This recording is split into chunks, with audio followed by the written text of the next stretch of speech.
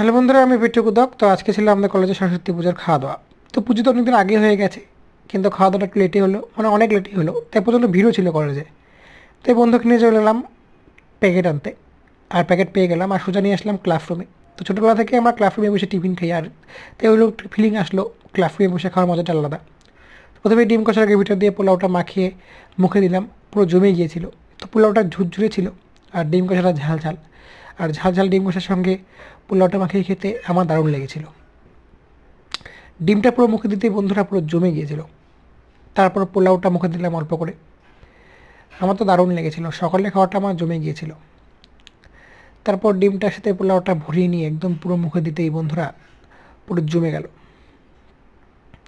তারপর আমি টপ করে মিষ্টিটাও খেয়ে নিলাম। আর আমি দেখলাম আমার বান্ধবী নতুন স্টাইলে চাটনি খাচ্ছে, তাই আমি ওই স্টাইলটা ফলো করলাম।